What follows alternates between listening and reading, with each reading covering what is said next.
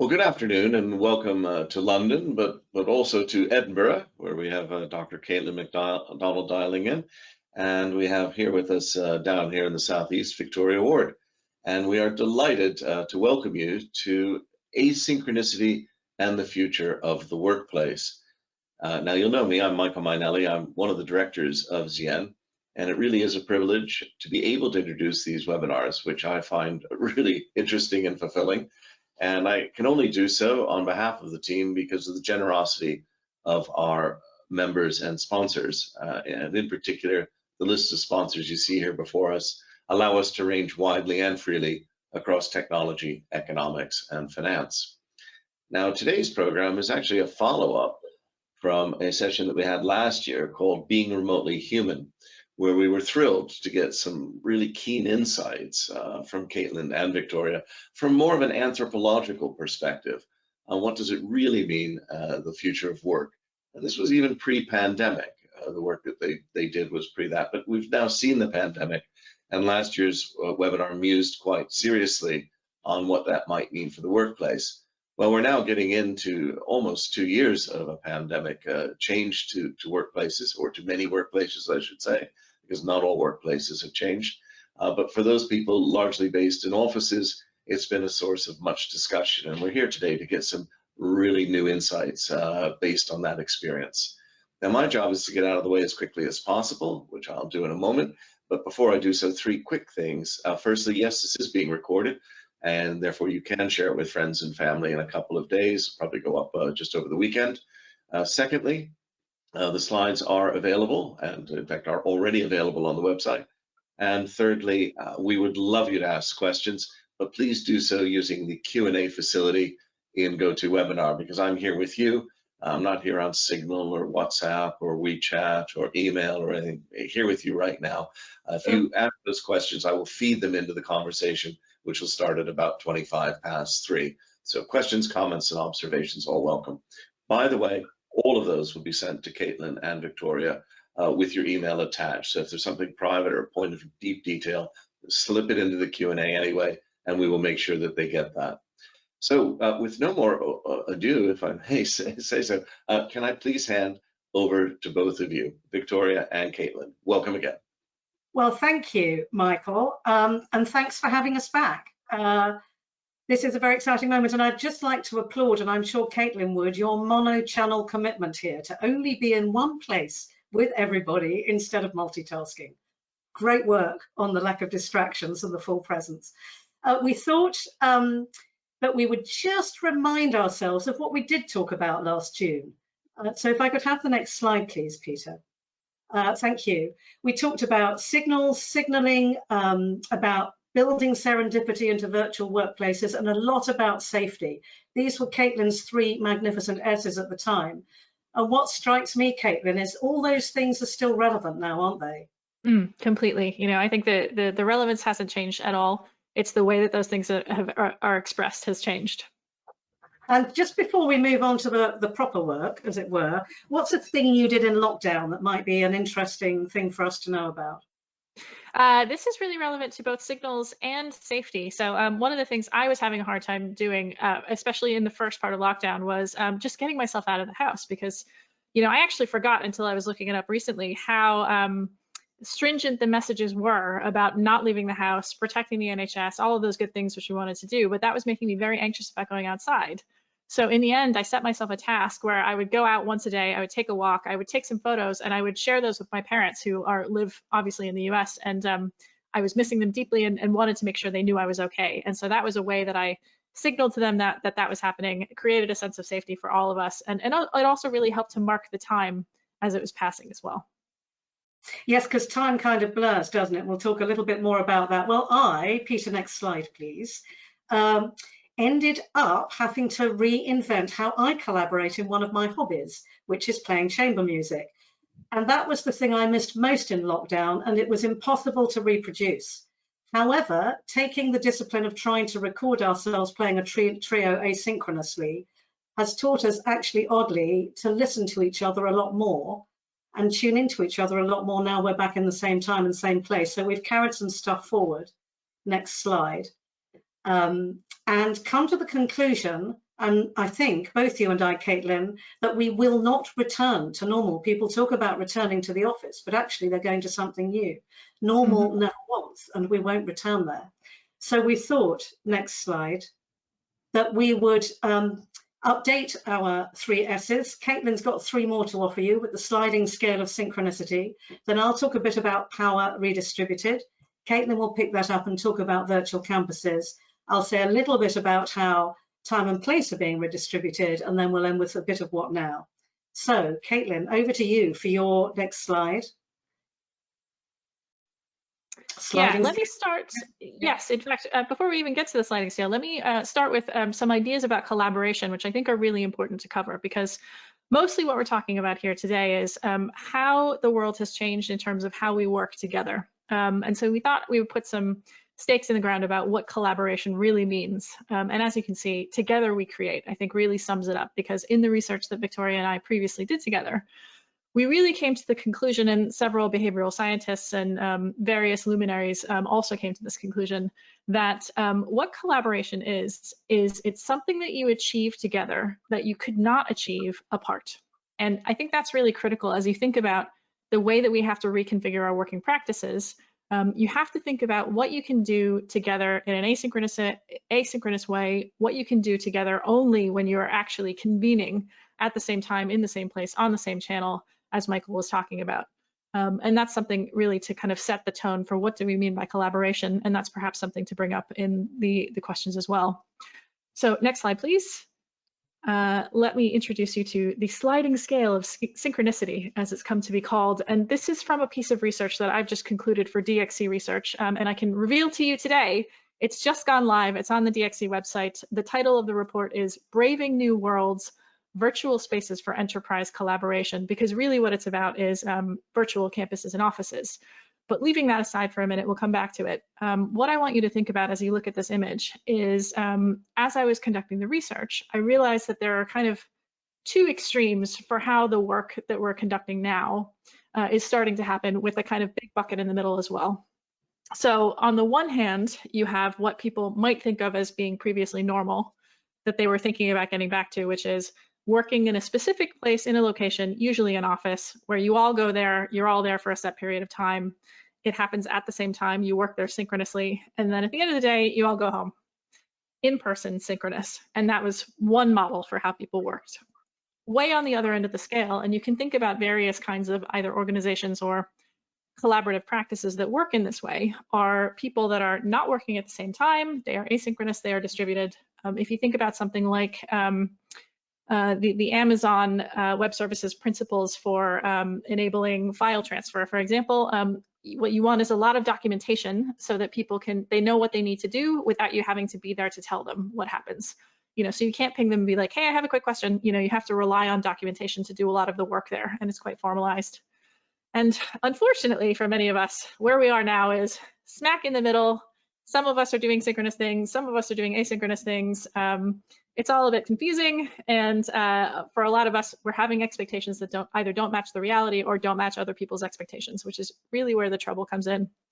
And quickly before we move on, it's worth saying, some of you are going to say, well, why don't you have this as a matrix where you have in-person asynchronous as one of the options and distributed synchronous as one of the options? Well, if you think about it, if you're in person but asynchronous, and an example I like to use is like a shift working in a hospital or something like that, all of the techniques that you would use to make sure that the people who are asynchronous with you are able to keep up with what you need to do are the same things that you use in an asynchronous distributed way as well. So you need to have very good documentation, very good handover, very good communication that is written usually, so that you can achieve that. So functionally, this is much like the time-space continuum. If you're in person, it's often quite valuable to be synchronous. If you're distributed, you're essentially quite good at asynchronous things as well. And that's that for that slide. Nice. And next slide. So we thought we would invite you. I've added some more S's, Caitlin. We got carried away. This is your sliding scale of synchronicity snap score. So we're going to offer you 2 polls that Peter will run in a minute. And on the first, we'll ask you how synchronous or asynchronous your working is right now. And on the second, we'll ask you about the energize or not. So first, are you mostly synchronous, mostly asynchronous, or somewhere in between? Please choose your number, 1 to 5. That's great. Well, we've got over a third of the audience have voted, as typical with our crowd, over 50%, and that's after 10 seconds. So give it just a couple more seconds for the votes to come in, and I think we're ready to shut it and have a look. And as you can see, about 40% are hybrid, but there's definitely a weighting to the asynchronicity on your sliding scale. That's interesting, and I can say I really did not expect that to be the case. So thank you for that. That's really interesting. And now we'll run the second poll, which essentially is, how are you feeling about this experience? Is it exhausting? Is it kind of, a little bit annoying? Or is it energizing? Are you happy with how things are going? Things are, really keeping pace. So I'm sure this will be quite instinctual for you. Pick where you are.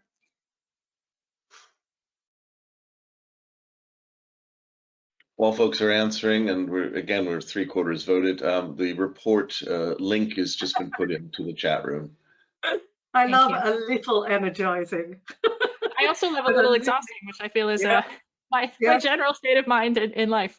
And in fact, most people's on this poll as well. So we wanted to clarify as well, we recognize that these are not necessarily correlated. So you might have been in the kind of, it's a hybrid bucket, but actually that's really great. Or you might have been in the, it's totally asynchronous and I find that exhausting bucket. So the 1 to 5 is not correlated, but in your own mind, this might be a useful way for you to think about, where do I think this is and how do I feel about that and where do I want to go?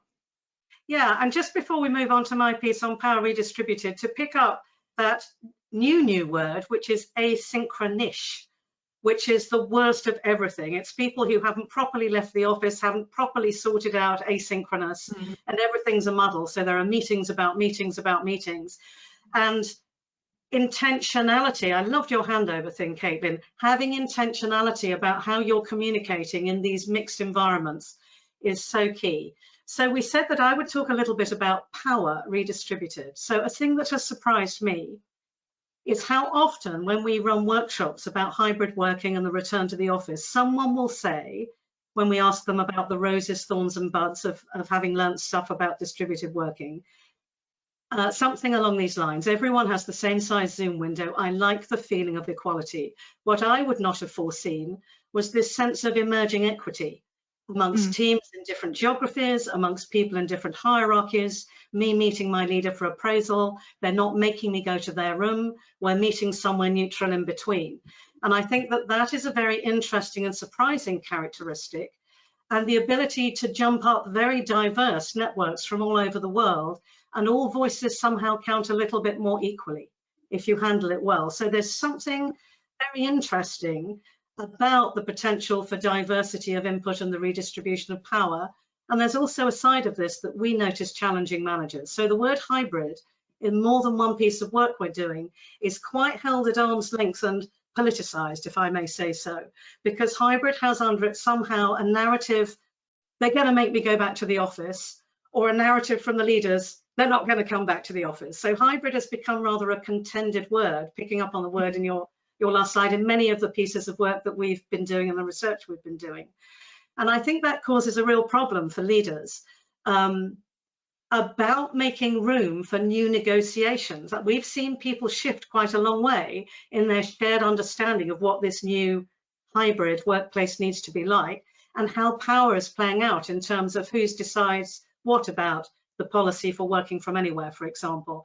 So I think that that's quite a curiosity. And the third aspect of power, before I hand the talking stick back over, the third aspect of power is there's also something very interesting about the consequences for people who are managers, or what being a manager means, because it's no longer really about supervising productivity, which in itself is a word we could spend a whole webinar on. It needs to be more about creating lines of sight between what's happening locally and the mission of the organization and the strategy. And that's more of a storytelling role than a supervision one.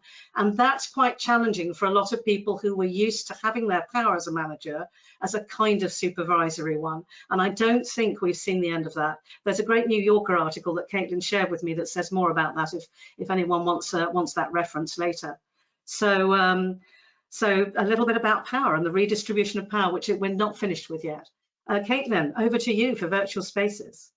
Indeed. And I think an important aspect of this, as I mentioned, the research I was previously conducting was all about these kinds of virtual immersive environments. And I want to pick up on some points Victoria made about power, because one of the things that an environment like this allows you to do is it allows you to be in the same place without having to the drawbacks of a physical location. So enabling and empowering everyone to actually have some of those moments of trust again, and to reconnect and have that kind of brush past, oh, I'm so glad I ran into you. Having an environment where you can go and the time is unstructured in that space because the space is bounded is essentially a recreation of how you might work, you know. And without that, that's when you need to create a much more careful and curated transfer mechanisms for when are you going to have this, how soon can I expect it, when can you expect me to be online, forming those boundaries as Victoria has described, so that we don't get into that asynchronous mode where nothing is ever off and nothing is ever on.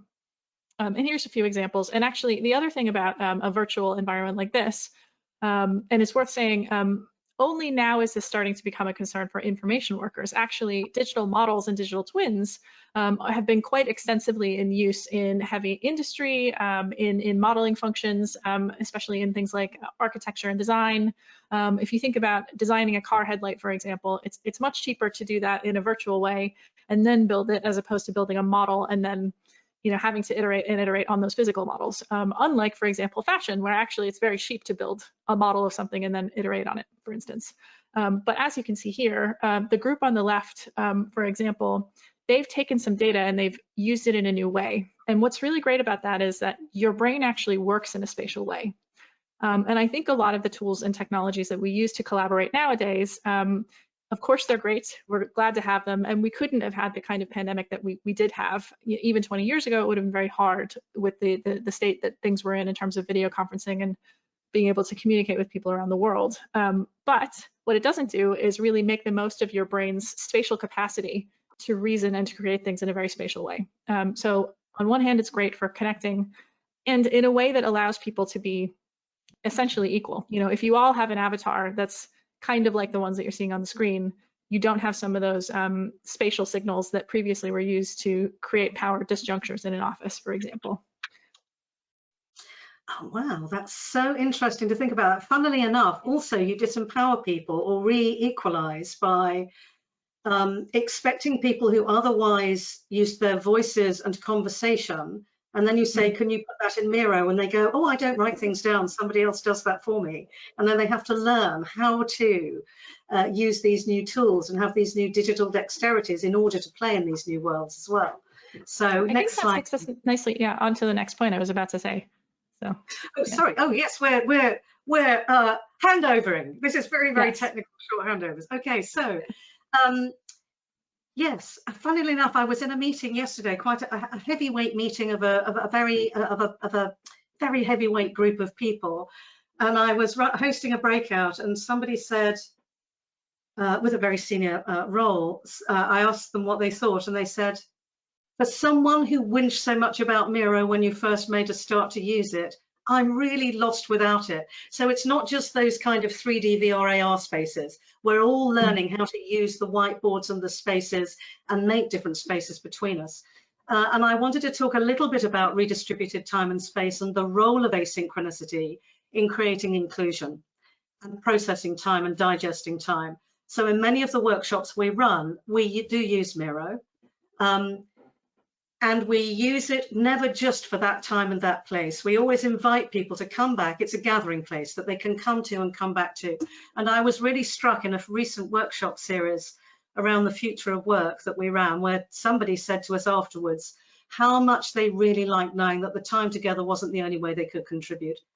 They could be together, they could sleep on it, digest it, and then return and post their comments. So there's something very interesting about easing out of those bounds of what we have assumed to be a meeting at a time and a place, and wondering how we can actually ramp up and amp up the in-between times and places and be very intentional about how those can go on, not just being an overflow or an informal conversation, but being part of running a red thread through a process.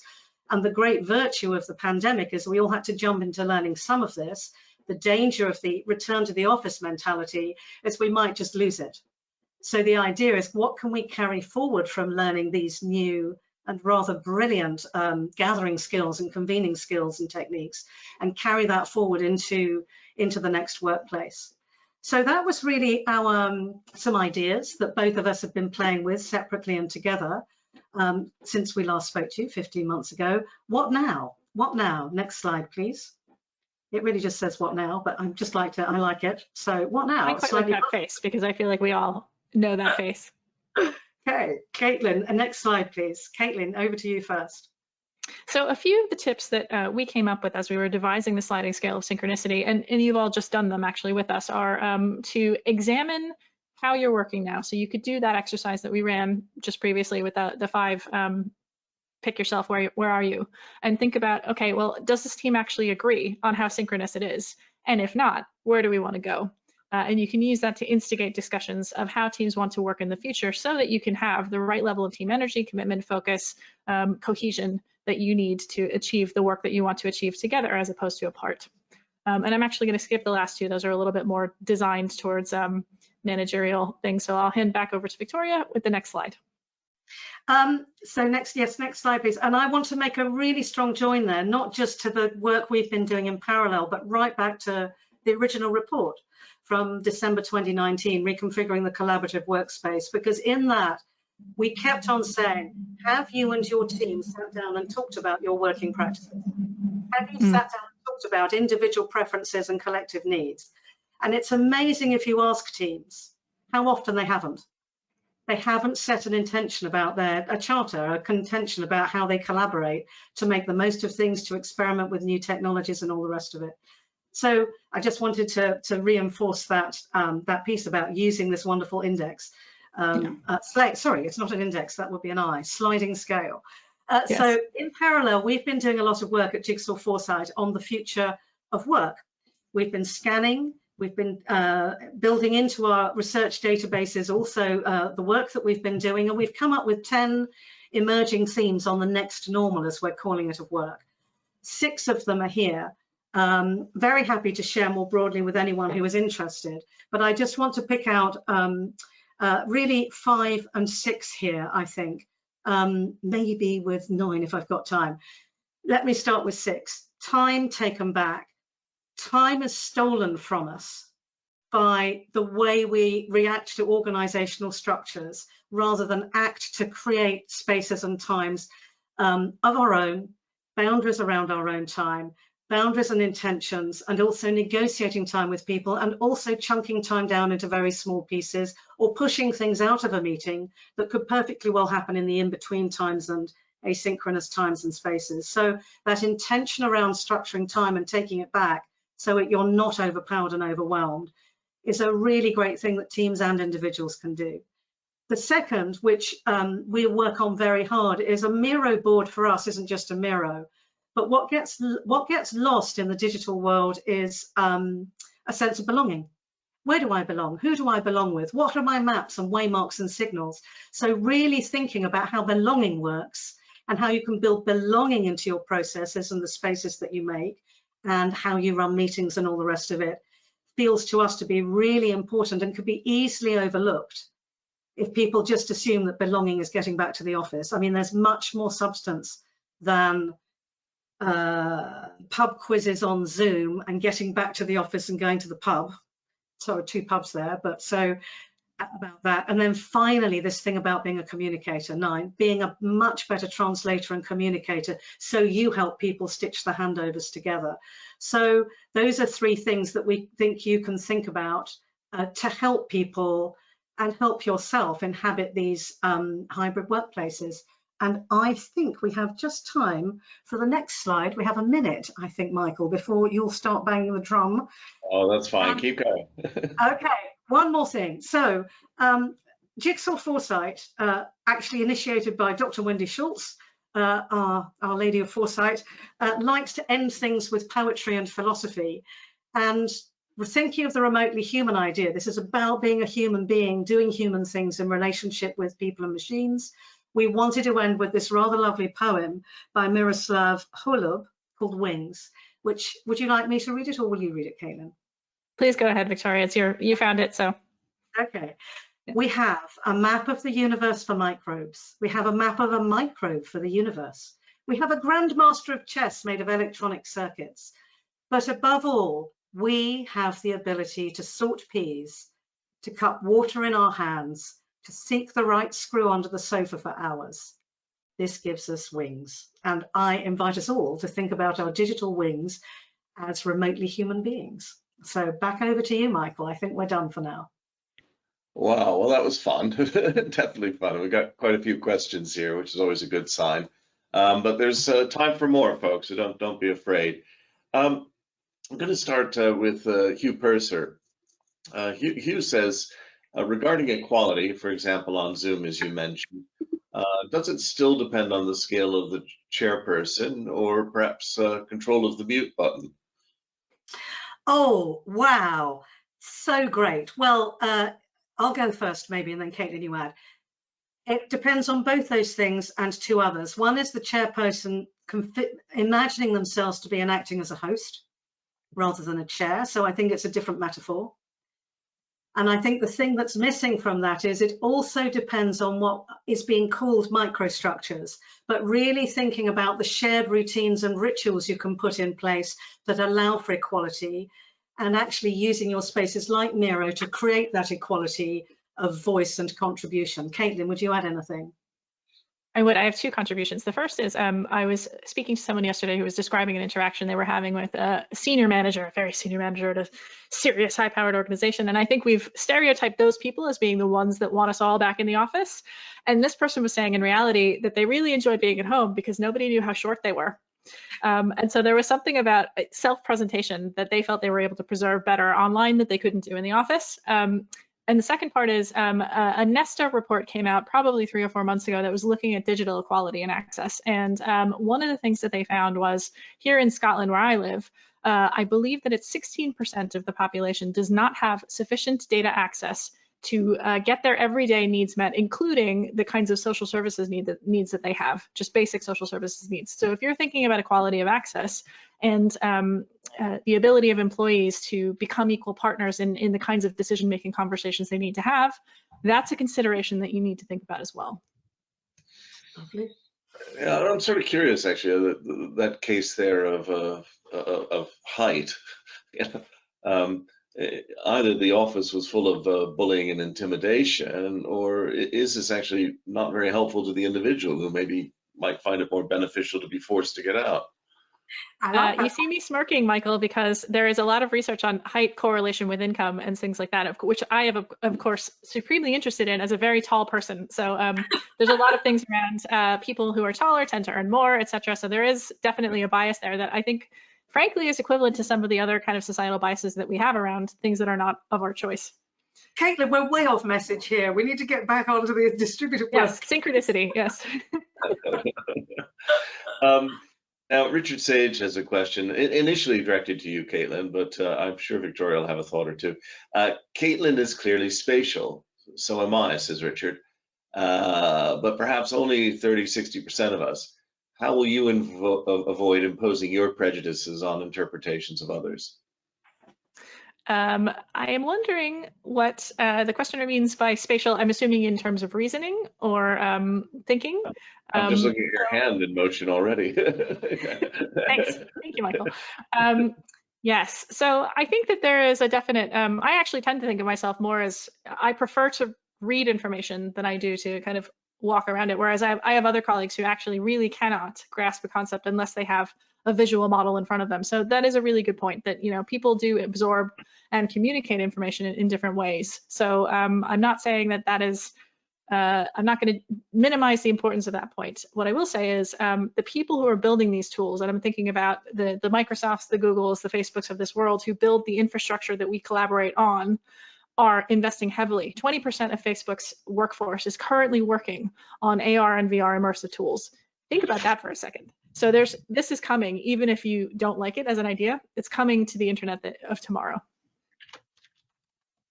Victoria, any thoughts on that as well? No, I'm going to hand it back to you, Michael, and on to the next question.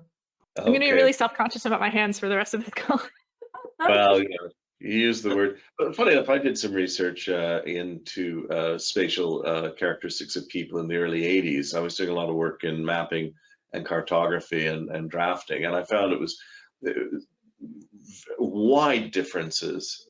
So one, there were a lot of people who just couldn't do draftsman work at all. But then even amongst draftsmen, there were 2D draftsmen who could lay out a plan and everything, but they couldn't visualize that this element here lying flat was actually going to be vertical and connect to the other, and others just ate that for breakfast. It was an amazing disparity in capabilities. But anyway, an interesting question here from from I is asking, can you talk about invisibility in virtual spaces? Well, Zoom can meet equal boxes. It's for the first 20 or so boxes. Aren't the rest just equally invisible? Oh, also a super great question.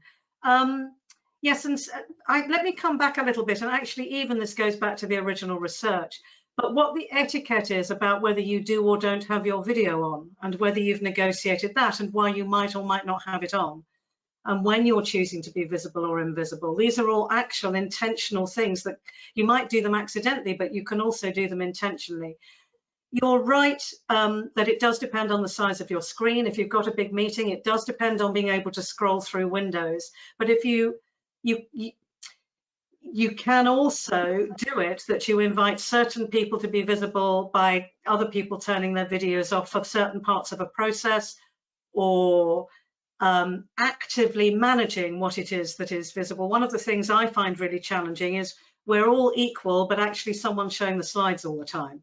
So the people have been displaced by the information. Does that make sense? Or do you want to try and, in a group, make the Zoom screen or whatever be part of a group, a sense of group? Also, in other settings, in other interfaces, it's really different. So I notice, for example, in Teams, I'm very small and everybody else is big. So it's not quite true. Zoom is the kind of default I'm talking about. And interestingly, in terms of equality, I was recently in a Skype meeting, and I'd forgotten how terribly narrow those are. And the people in this particular senior leadership team were so relieved not to be on. Thank goodness it's on Skype. We don't have to turn our videos on. So there's also something about being equal in renewal as well. Equal in renewal and equal in when you turn things off. I don't think there's an easy answer. What I do think is that it's the hosts or the hosting pair's responsibility to choreograph that intentionally, and also realistically in terms of bandwidth and so on and so forth, to balance this sense of community and equality, and also to use things like the chat. So people can contribute invisibly in the chat, and you can get their voices in the chat, even if other people are taking up the airtime. So using the multiple channels of chat and Miro or whatever to make sure all the voices are in the room. And again, that's a choreography and design and hosting thing. Caitlin, would you add anything, or have I? Well, actually, there's a follow-up from which Caitlin might have some thoughts, and I think you've touched on half of it, Victoria, with your comment about chats. But I would also like to know, are there any specific habits to overcome invisibility when reaching out to create a presence within a new group? Any quick thoughts? You mentioned chat, but anything else? So many things to think about there. So I think partly if I were convening a group and I were concerned about people not participating as much as I wanted them to, then I might be trying to break the group into smaller groups, because the smaller the group is, the fewer places there are to hide from one another, which it sounds really awful, but actually what I mean is people feel more comfortable talking to each other. So, if you have a massive group, and as I is saying, if you have a 20 or more person Zoom video call, conference, whatever, there are going to be some people who aren't on the main screen. But if you break those people into groups of 5, everyone is there. So that's one option that you have. If it's more about how do I get my voice heard in a group that's well established, I think that partly is about individually establishing it, especially in a time when we really only see ourselves in like really formal interactions, and you don't get that chance to kind of just get to know somebody as you would in an office because you run into them. It's about intentionally setting time with others so that you get really putting yourself in their world, so that they get to know you, and then you become, they scoop you in, shall I say, to the group and make sure that you're included whenever there's a kind of round of discussion happening. It does take more self-effort, doesn't it, around how am I going to make myself heard, as well as hosting effort. I think there is a little bit of both there. And there are some other things we could talk about, Michael, but I know you want to cycle through the questions at pace. Well, one of the things I've found as a manager is there are times when I don't want people to be invisible. I've actually got them at the meeting for a purpose, and I know myself all the useful habits of being there and then slowly sliding away and leaving it on sound only while I continue to do my work. And so I frequently will stick in, as I did at a meeting this morning, small breakout sessions, randomized. That's one of the Zoom features anyway. So suddenly you go from a large meeting to 6. So if you're not awake and alert, everybody knows it. And then you go back to the large meeting again. And the breakout group is not actually necessarily to get them to talk to each other. It's to jolt people out of being invisible. Well, it's all about manipulation in many cases here, sadly. Yeah, completely. If you do that, then you have a plenary at the end where they're all asking questions. You often find they're much more active in that second session as well. Yeah. And polls and all sorts of other things. Now, Stephen Tate points out that Teams does actually have a new functionality to make presenters persistent the way that Zoom had, and we're seeing all the packages move forward. He says it's been frustrating that it's being framed as a choice between office or working from home, when it is really an increased opportunity for individuals to perform, and I think that is often overlooked. And he goes on to say, have you considered, when removing the restriction of a physical meeting, and that's like the room capacity, the location, etc., this seems to have resulted in many more meetings. Has this improved delivery times or anything? Well, let me start by taking that one. And I think you're right about something very interesting there about the ballooning of activity in order to be visible with lots of people lots of the time. So the kind of the ballooning of the meeting overhead and meetings about meetings, and the lack of friction, because it's so easy to pop up a meeting rather than go to a place and meet a person. That has its great side and its downside. So in fact, I was thinking about a face-to-face meeting for 250 people over 2 days as in December this week. We were trying to design that, and we were going like, oh my goodness, we're going to have to allow time for people to move between places. We've factored that out of our thinking when we're on Zoom, and we can pop people into different places very quickly. But to come back to the first piece of your point, I think it was it Peter? I can't remember his name, the person who asked the question. I agree with you that this either or, it's a way of framing it, a black or white choice, is really unhelpful. It is a both and choice, and it's a both and choice where all of the same rituals and routines can apply consistently in a good culture. So you can have this, you can introduce a good meeting etiquette regardless of where it is. And I think that idea that you can create consistency, it's the culture that you're moving around. The culture can move to anywhere. The ways of working can move to anywhere. So framing it as an either or seeing it with suspicion, rather than involving yourself in learning how these things unfold, is the weakness. It's the weakness is to see it with suspicion, rather than to go, how can we make everything feel consistent and how we want it to be? Now Rupert Stubbs says that the biggest problem for him is the way that Zoom meetings default to 1 hour each, especially when dealing with the US. We've started limiting them to 45 minutes, and this has made a significant difference in giving us some space to breathe between meetings. But it's still too easy to fill the day with external meetings compared to pre-COVID, leaving much less time just to casually talk about things internally, which often ended up the most productive time. And Sarah Robertson follows with a nice question to that. How would you suggest dealing with the situation where people's calendars are too busy to spend time figuring out how to have less full calendars? Nice. Shall I jump in on that one first, Victoria?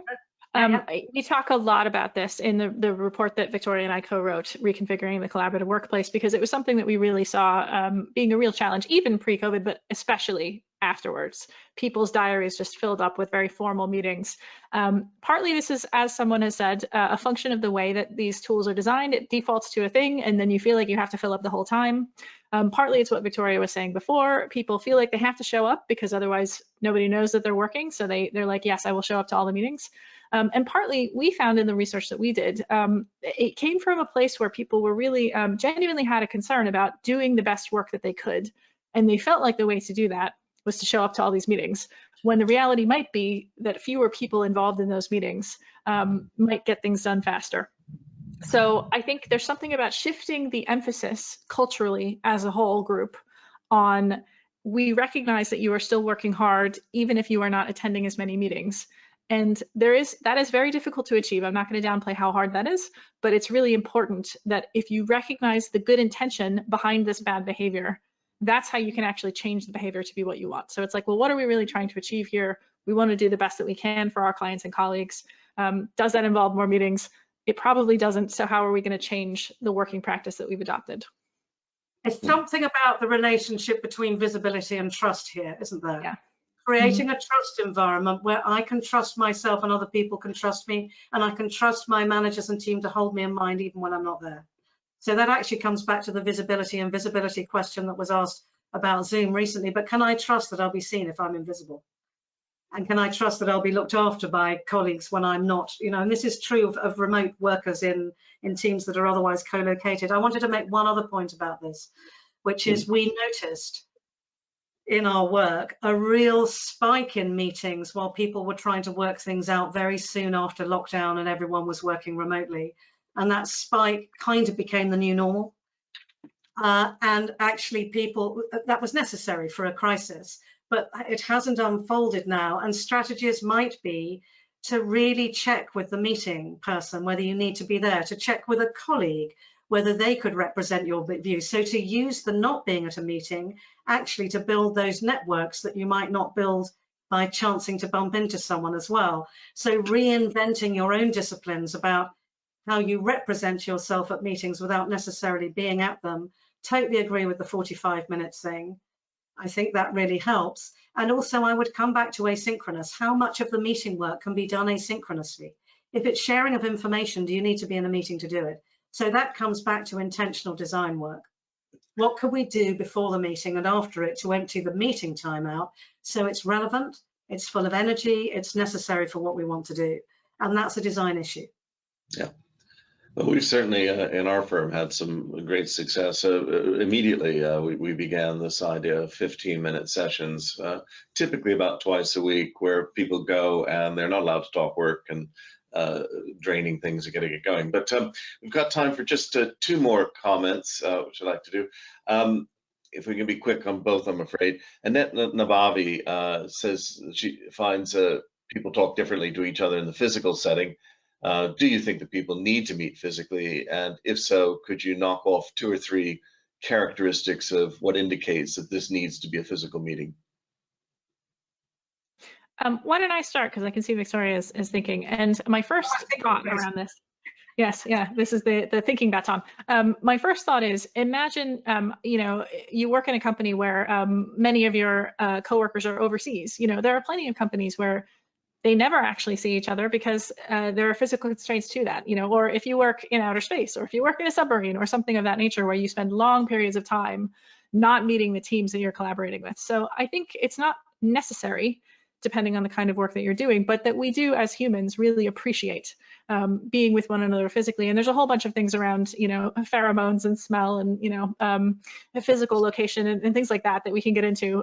But the reality is I don't think it's necessary, but you really have to be cognizant of how you're going to recreate some of those dynamics if you aren't meeting them in person. I agree. I mean, and I can say for a fact, ending where we began, you can't play chamber music virtually. You have to be in the same room with people. So there are some things that really do need that kind of physical co-location. And there are some things where genuinely you can be creative about proxies. Some of our clients have come up with brilliant ideas about creating alternative ways to create relationship with real depth and meaning without meeting. However, ideally being able to meet from time to time, but not seeing everything as an obstacle when you can't, not seeing everything as second best when you can't meet, but making a virtue of it in some way, which takes a little bit of creativity, would be my perhaps insufficient thought. But anyway, that's the thought I have to offer, Michael. All right, well, we're going to try and keep to Rupert Stubbs's 45 minutes, so I'll just read out I's question, but it's a darn good way to end anyway. I asks, I'd like to try 100% asynchronicity, but would love to know what the dangers are so that I need to be conscious of. which I think is a good thought. Anyway, it's been wonderful, full of ideas. It's lovely to see research like this progress along. If I can, 3 quick words of thanks. Firstly, to our sponsors. As ever, you've been wonderful at allowing us to range across subjects of interest to the community. Secondly, I'd like to thank the audience. This is clearly a subject in which we are all the lab rats ourselves, and we're certainly living through it. And it's nice to see that once in a great while, you know, the people in the lab coat come down and talk to us. And to the 2 people in the lab coats, Victoria and Caitlin, thank you very much. And I must say, one of the technical things, as you'll know, here on FS Club that we've been unable to solve is how to open the floodgates of applause. But I have my Korean karmic clapper, and this will have to do. This will have to do until we come up with something technically better. But it's wonderful to be about. Caitlin, we're looking forward to hearing from you in a new post, but I won't spoil that. So when we do it, and folks, the report is online there, and we hope to have you back perhaps next year as we see the evolution, which is an interesting one and taking twists and turns we haven't expected, which is what makes it all exciting. Thank you so much for coming.